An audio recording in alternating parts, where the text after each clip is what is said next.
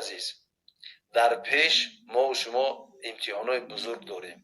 بنابر همین گفتنیم که میاناتون سخت بنده. در پیش مشکل‌های عظیم هست. در پیش کارهای هستند که باید ما و شما اونا حل کنیم. بیایید در گردن اروپا و در گردن امریکا نپرتویم و منتظر نشینیم که یک کس اومده مشکل ما را حل نمیکند. هیچ кас حل نمیکند. Мое обращение к президенту Российской Федерации Владимиру Владимировичу Путину. Уважаемый Владимир Владимирович, моя фамилия Холов Изатулла Аманович. С 1996 году я получил гражданство Российской Федерации. И в 2000 году я уже переехал на территорию Российской Федерации. И начал работать в разных компаниях территории Российской Федерации. В 2006 году я поступил в дипломатическую академию МИД России в Москве, и в 2009 году я окончил эту академию с красным дипломом и 2 иностранными языками. من از جوانو دعوت به عمل می آورم که زیرکی سیاسی خود را استفاده برده به هر راه و واسطه به هر اون دشمنانی که بر ضد آبادی و آسودگی وطن عزیزمان چنگ میزنند فریفته نشوند. باید یک نکته مهم را ذکر کنم که حاضی سر و صداها کردند که ایزد امان کی بود، ایزد امان چی کار کرد، ایزد امان کی را یاردم کرد. باید یک چی رو فراموش نکنیم. میگه که بزرگان که به طواف کعبه رفتم به حرم رحم ندادن که برونی در چی کردی که درون خانه آیی. ایزد امان یک شخصی بود که در سالها یکی مثال احتیاج به دستگیری دو بود مردم ما، ملت ما، اون از وطن فرار کرد، رفت به شهر روسیه که در اونجا با یک فند فریب و با یک زبان شیرینی شهروندی اونجا را به قبول کرد و در اونجا کار اون شخص همیشه در این بود که همین یک نفر رو یک کاری کوتاهی که داشت، یک کس مثال یک روز پولش نمیداد، از اون رفته همون میانه رو میشد، استفاده از نام تاجیک، استفاده از قانون تاجیک کرده، از همون پولی همون گرفته، پول همون نفر 30% 40% خودش میگرفت و دیگرش به همون شخص برمیگردونید. این آدم یک آدمی بود که منصب، یعنی که جاه طلب بود. اون نمیخواست که مثال فقط برای حفظ همین مردم تاجیک، برای حفظ جوانای تاجیک، اگر اون شخص برای حفظ کردن جوانای تاجیک میشد، چرا مثل ما با بازوهای خودش کار نکرد؟ چرا مثل ما مثال همون کارهای جسمانی نکرد؟ همیشه کار او دعوت بود. انا این قدر پول جمع کنید که به فلانی یاردم میکنیم، اون قدر پول جمع کنید که به فلانی یاردم میکنیم. نیکی یک مرتبه یک رولی که وای، یک نواری وای در این ثبت شدگی نیست که بگه که من پولی که در فلان جا از فلانی ها به دعوت فلان رولی کم جمع کردم به فلانی صرف کردم. این گونه گپ ها نبود. و شخصیتی که چرا او را از روسیه مثال پیش کردن، خب پیش کردن این یک بسیار این عادی است. جوانا به این فریفته نشوید. وقتی که خانه یک از خودت به قید میگیری، هرگاهی که اون شخص بخواه ای خانهش سرد میکنه. یک چی رو فراموش نکنین، وقتی که ای خانهش سرد کرد، ای خانهش همون از قید خانهش برآورد، حتما به خانه خودت برمیگردی میایی. ایزد امانم وقتی که از همون حیله‌گری‌هاش و همون خلابی هایی که مثال پاسپورت چندین نسخه پاسپورتی که از مردم تا 100,000 70,000 و 50,000 یا 120,000 روبل روسی گرفته است ساخته است، اینا همش ساخته بودن.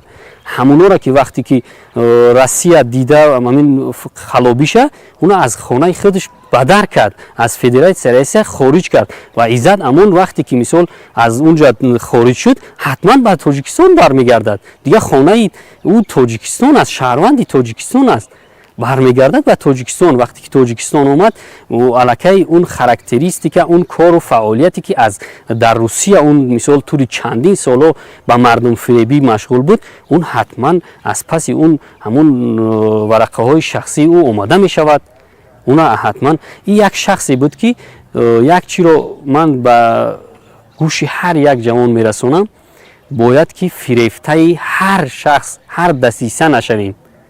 як чиро мегӯям, Иззат Амон барои ҷумҳурии Тоҷикистони азизамон дар тӯли таърих, дар тӯле ки мисол чӣ қадар фаъолият дар Россия дошт, ба қавли худаш чӣ кор кард? Фақат танҳо як масҷиди ки валангор буд, ҳамуна ки пули зиёде ки ба тариқи роликош ҷамъ кард, рафта бибинем. ҳамуна фақат болоша бояд ки таъмир мекардан, уна таъмир накардан. ҳатто ай дига ҷо шифироша канда оварда дар болои ҳамун шифири кӯҳна часпондан. ин аст як тай шумо як бор ақидаи ҳамун сиёсии зиракии сиёсии худро истифода карда як бор чӣ кунед, фикр кунед ки чӣ кор кард берун аз Федератсияи Русия. Дар Федератсияи Русия фақат танҳо мақсади ӯ муфт пул ба даст овардан буд. Кадими як тайтира рафта дар як сохтумон қатид ҳамроҳ битон шурид. Танҳо он ба воситаи наворҳои видеоӣ аз шумо пул талаб мекард. Танҳо мақсадаш ҳамин буд. Бугӯ, мегӯяд ки ҳар касе дар банди иморат мешавад, ҳар чи ҳаст аз банди ғорат мешавад. ҳар шахсе ки имрӯз дар мамлакатҳои хориҷа пуштупаноҳ дорад, иморатҳои калон дораду хонаву ҷоҳу ҷалол дорад, бинед аз ҳисоби чӣ аст? Аз ҳисоби мову шумо, аз ҳисоби фиреби ҳар як шаҳрванд аст.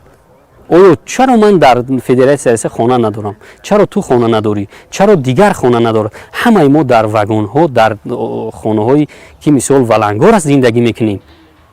мақсад чӣ? Барои чӣ? Барое ки мо ба бозу меҳнат мекунем, барое ки мо фикри фарзанд мекунем. Чаро фарзандоша мебарад? Чаро оилаша мебарад? Чаро дигарон? Чаро мо намебарем? Чунки мо мақсадмон ободии диёри худмон аст. Мақсадмон ободии ватани худмон аст. лекин уно ин мақсадро надоштанд. фаромӯш накунед як чиро, ҷавонои азиз, эҳтиромона бо як самимият аз шумо хоҳиш мекунам ки фирефтаву дасисаи ҳар як нафаре ки мисол аз хориҷ барои шумо ҳар наворҳое ки мисол худшон мехоҳанд пешниҳод мекунанд, шумо фирефтаи оно нашавед. фақат шукронаи тинҷӣ, осудагӣ, субот ва сулҳ намоеду. با آنان که مردان و زنان مؤمن را بی آنکه مرتکب گناهی شده باشند می آزارند، بدون تردید تهمت و گناه آشکاری بر دوش کشیده اند. سلام علیکم. آزادی به عزت همون اکا. سلامت باشین. خب من گفتنیم که همه بله تاجیکا را میگم آخی. بله بفرم. 184 هم تاجیکا را هم برادر ایروی همه ما خیس همه گفتی گپا هم بدبخت هم کورا کدن شا مورم باید که برادر چخه بگم مورم نامردی نکنیم، باید هم مقابل گایا برای نکنیم. بله البته حق خودمون طلب کردن داره حق هم برادر دو کنیم. البته این بدگی مراجعت شما با حکومت امروزه چی است؟ از حکومت امروزه مراجعت ما همی با حکومت برادر خیلی هم آزاد کنن و برادر وای گناه نداشت وای یکم خیلی که تاجیکستان اکا خودت میدونی آخی هم پر بلنگ اوزا میبرن کرمت میکنن. نمیخواه برادر ما باید نترسیم برادر، انشاءالله که پیروزی در دست نباید ترسیم. باور که مردم دیگه نون نمیوان بخنده همونجا. بله به خدا قسم، شب و روز تظاهراتایی که هستن در мо шумо дидесем барои аз беҳишти рӯи замин фирор кардан ба сӯи русия чӣ қадар дар очират шабҳо мераванд барои билет харидан бо ҳамонро билетҳоро дар сатҳи боло дар сатҳи олӣ яъне ба нархи гарон ба мардум мефурӯшанд ки ин ба мардум хеле зулм аст бар зами ҳаминам нигоҳ ки бародарҷон ки ҳизбҳои дар дохил буда ва ҳукуматдорои имрӯза ягонташ гӯё ки ин воқеа нашудааст касе хабар надорад аммо як касе ки ӯрам намедонем ки масалан шояд Иззат Амон пул додаастш надодааст шояд пули ӯра Иззат Амон хӯрдааст ё нахӯрдааст ин номуайян аст чи аст маълум нест ки он дуруст аст ё нодуруст аз ӯра кофта вазорати кори дохила таи арча мебарад бар зидди бародар Иззат Амон биги ки видеообращение ки чанд миқдори пули тара дузидааст дар сурате ки шабрӯз дар Тоҷикистон барои як билета харидан ба сӯи Тоҷикистон ба сӯи Русия омадан чӣ қадар мардум дар ака гурӯғ вай ягон ака чува ҳамун қавақ намебуромадан намегуфтан дар эфирш ки тайму қарзура ки нав меган бале бале агар Русия ҳамун кали паламая девна ваё як чиз дигар аст ва ёро маҷбур мекунад ҳукумат ки бироянд як номардии ҳукумат ҳамин аст ки шумо маҷбур мекунад дига ба любой одама тӯҳмат мекунад ту фикр намекунӣ ҳамин мардум ҳамин гуфти гапо ва як рӯз ду рӯз дига бале як чиз дигар бародарҷон нигоҳ ки номардии ҳукумат ҳаминае ки вақте ки кор дар сатҳи вазорат рафтесай дар сатҳи ҳукумат рафтесай меброра мардуми мазлума ки шумо аз ӯ жалват кунед аз ӯ шикоят кунед дар сурате ки шумо бироед вазорат бибуред гап бизана кумитаи амният вазорати кори дохила дар куҷои шумо гап бизанед ин воқеа